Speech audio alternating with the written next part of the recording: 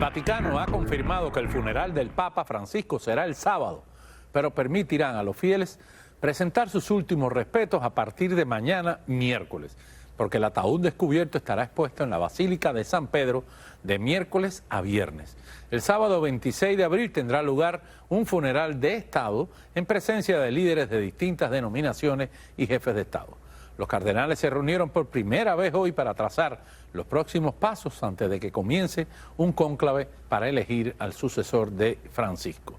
Mientras llegaban condolencias de todo el mundo lamentando la muerte del primer papa latinoamericano de la historia, según las normas actuales, el cónclave debe comenzar entre el 5 y el 10 de mayo. Por su parte, Raúl Castro emitió un mensaje por la muerte del Papa Francisco que ha sido replicado por todos los medios oficialistas de la isla. En la breve nota calificó al jesuita argentino como un entrañable amigo y recuerda las 2 veces que el sumo pontífice estuvo en la isla y la ocasión donde fue a visitarlo al Vaticano. Castro destacó en su mensaje la integridad, cito, del pontífice y su contribución al fortalecimiento del diálogo entre Cuba y la Santa Sede durante su papado. Dice, conservo gratos recuerdos de los encuentros que sostuvimos, añadiendo que apreciaba el cariño hacia el pueblo cubano mostrado por el Papa a lo largo de los años. Recordemos que el régimen de La Habana decretó 2 días de duelo oficial por la muerte del sumo pontífice.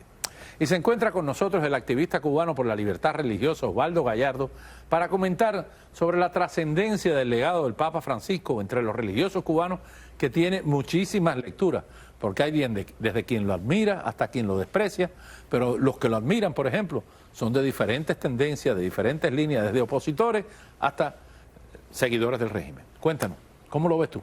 Buenas tardes, Camilo. Como tú dices, el legado del Papa para Cuba es un legado multilateral.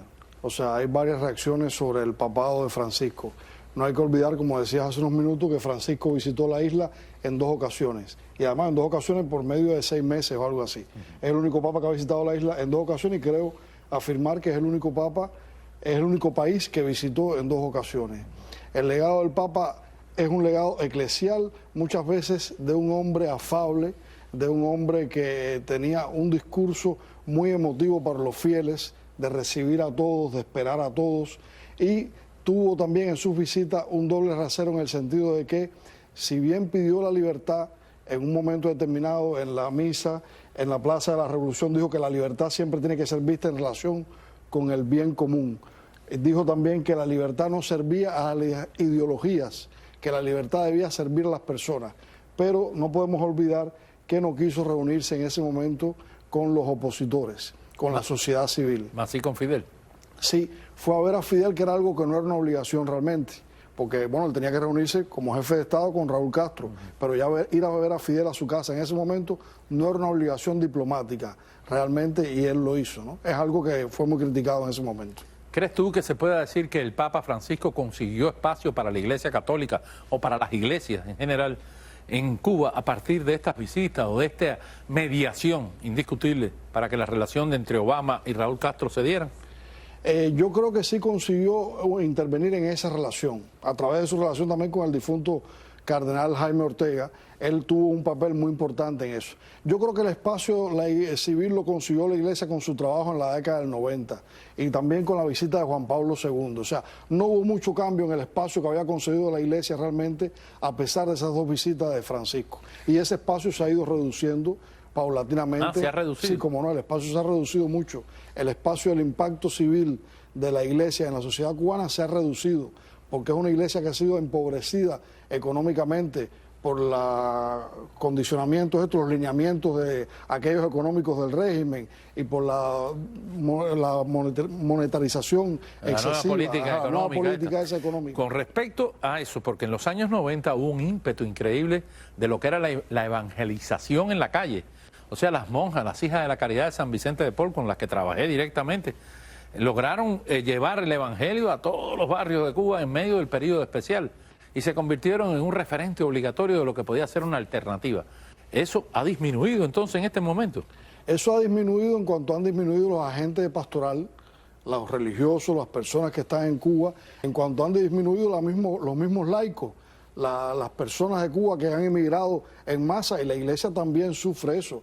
Y ha disminuido en cuanto a la sociedad civil cubana, se ha hecho más activa y ha aumentado la represión, y la violación de la libertad religiosa es más constante. Eso no ha dejado de existir, pero sí ha disminuido considerablemente. ¿Cómo ves el futuro de la Iglesia Católica en específico en una Cuba sin el castrismo?